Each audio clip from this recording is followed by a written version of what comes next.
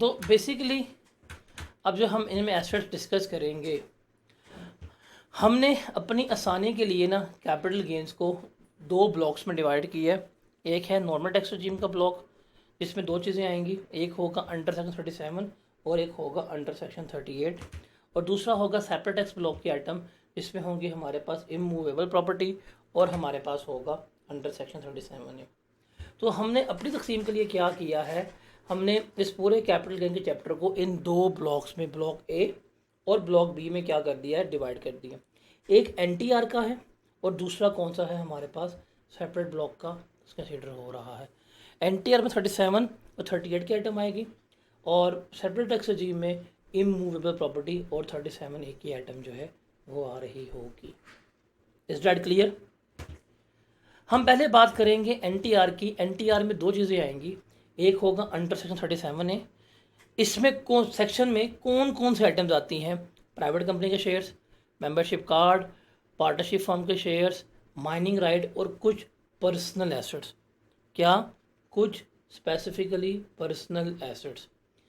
ये कौन से पर्सनल एसेट्स हैं जो सेक्शन नंबर 38 में एक्सप्लेन्ड है। अब वो कौन कौन से हैं?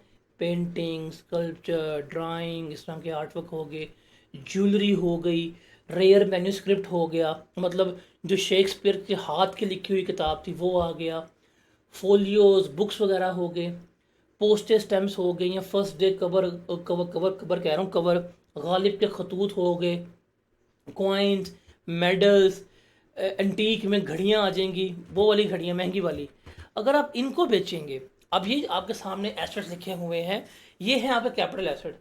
अगर आप इनको बेचेंगे, इनका हमने गेन या लॉस जो है वो कैलकुलेट करना है, और इनका गेन या इनका लॉस किसका पार्ट बनेगा, हमारा इनकम फ्रॉम कैपिटल गेन का। लेकिन किस में जाएगा, ये नॉर्मल टैक्स रेजिम में जा रहा होगा। और हमने जो पढ़ के आए हैं प्रॉपर्टी के फर्स्ट लेक्चर में कि एनटीआर हमारा क्या होता है, हम उसके मुताबिक सारा क्या कर रहे होंगे, ये कैलकुलेट कर रहे होंगे। अब इसमें इसको आपने अच्छी तरह पढ़ना है। आपको पता हो कि सेक्शन नंबर 37 में क्या कुछ आ रहा है, सेक्शन नंबर 38 में क्या कुछ आ रहा है, पता होना चाहिए। Is that clear? और एक प्राइवेट कंपनी हम पढ़ के आ चुके हुए हैं। जब हम बेसिक चैप्टर पढ़े थे, हमने वहाँ देखा पब्लिक कंपनी क्या होती है और प्राइवेट कंपनी क्या होती है।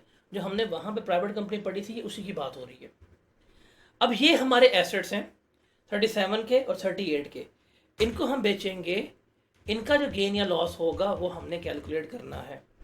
अब इनका गेन या लॉस कैलकुलेट करने का फॉर्मूला क्या होगा, वही consideration receive minus cost of asset. अब कॉस्ट में क्या होगा, इन एसेट्स की परचेज प्राइस, मतलब पेंटिंग कितने की ली है, पेंटिंग को खरीदने में कितना खर्चा हुआ, कोई कमीशन पे की, ट्रांसपोर्टेशन पे की, वो इसमें आ सकती है। कल को पेंटिंग बेचते हैं, पेंटिंग बेचते हुए कितना खर्चा हुआ वो हम क्या करेंगे, इसमें ऐड कर रहे होंगे। फिर जब बेचते हैं पैसे कितने मिलते हैं, एक्चुअल सेलिंग प्राइस क्या है या फेयर मार्केट वैल्यू क्या है, जो हायर होगी वो हमारी क्या होगी, कंसिडरेशन रिसीव कंसिडर हो रही होगी। Is that clear? अब यहाँ पे आपने चीज़ याद रखनी है कि हमने सेक्शन नंबर 37 को 38 से डिफरेंट क्यों की है। अगर आपने देखा हो, मैं यहाँ पे बता रहा था जब हम यहाँ पे डिस्कस कर रहे थे कि हमने यहाँ पे देखा था कि 37 में लिखा हुआ है सर्टन पर्सनल एसेट्स और ब्रैकेट में लिखा है 38 में, और वो मेंशन कहाँ पे है, सेक्शन नंबर 38 में मेंशन है। क्यों? इसकी रीज़न क्या है? इसकी रीज़न है ये रूल जो आपने याद रखना है। वो रूल क्या है कि गेन या लॉस तो इसमें कैलकुलेट होगा, लेकिन जो 37 की आइटम है उसमें गेन भी हो सकता है, उसमें लॉस भी हो सकता है, और उसके लॉस का ट्रीटमेंट भी होगा, उसके लॉस की हम एडजस्टमेंट भी लेंगे। लेकिन जो 38 की आइटम है, पेंटिंग, स्कल्पचर, ज्वेलरी, एंटीक, ये इनके ऊपर लॉस अगर हो भी जाए तो उसके लॉस की एडजस्टमेंट जो है हमें अलाउ नहीं होगी। अब चूंकि उनके लॉस की हमें एडजस्टमेंट अलाउ नहीं है, सो डैट्स वाई हमने क्या किया है, 37 को 38 से अलग कर दिया, हमने सिंध को मुंबई से अलग कर दिया हुआ है। तो ये इसलिए हम इसको लेके चलते हैं। तो रीज़न क्या है, व्हाट इज़ द रीज़न हम 38 को सेपरेट क्यों लेके चलते हैं?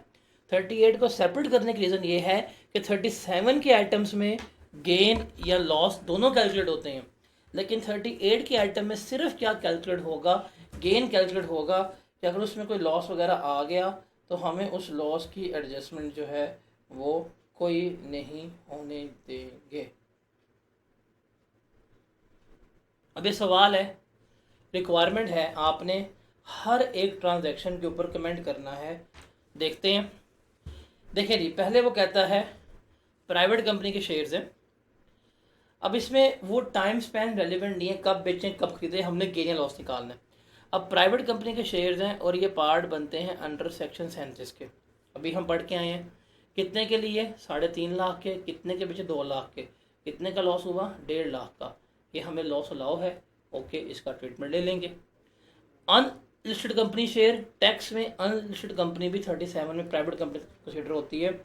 हम पब्लिक कंपनी की डेफिनेशन जो है वो पढ़ के आए हैं, हम पब्लिक कंपनी के डेफिनेशन जो है वो पढ़ के आ चुके हुए हैं। जो कंपनी अनलिस्टेड है वो भी प्राइवेट कंपनी है, तो ये भी किस में फॉल करेगी, सेक्शन नंबर 37 में। बिकॉज आपको याद हो, हम कंपनी की डेफिनेशन पढ़ते हुए हमने पढ़ा भी था कि कंपनी के डेफिनेशन के ऊपर हमारा पूरा चैप्टर बेस करता है, और चैप्टर वो मेरा कैपिटल गेन है। अच्छा जी, कितने का लिया हमने 5 लाख का, कितने के बेचे 9 लाख के, 4 लाख का गेन हो गया। ठीक है। ज्वेलरी किसमें जाएगी, सेक्शन नंबर 38 में।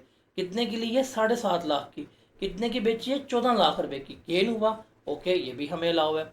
स्कल्पचर मूर्ति 38 में फॉल करती है, कितने का लिया 4 लाख का, कितने का मतलब 3 लाख का, लॉस हुआ, ये लॉस अलाउ नहीं होगा। फिर शेयर फ्रंट एओपी इसका पार्ट है 37 का, कितने का लिया 13 लाख का, कितने का बेचा 12 लाख का, लॉस हुआ, ये लॉस भी हमें अलाउ है। बिकॉज क्यों, 37 का पार्ट है। अगर हाँ हम गेन निकालना चाहें तो क्या बनेगा, 4 लाख एक गेन था, 6.5 लाख एक था गेन, तो टोटल कितना बना 1050,000 बना। इसमें से ये लॉस एडजस्ट हो जाएगा, बिकॉज 37 का लॉस है, एडजस्ट हो सकता है। ये लॉस एडजस्ट नहीं होगा, और एक ये लॉस भी हमारा क्या हो जाएगा, एडजस्ट हो जाएगा। कितना आएगा नेट 8 लाख। 8 लाख हमारी क्या बनेगी, इनकम फ्रॉम कैपिटल गेन बनेगी, और इसमें हम क्या करेंगे, टैक्स अपना पे कर रहे हैं।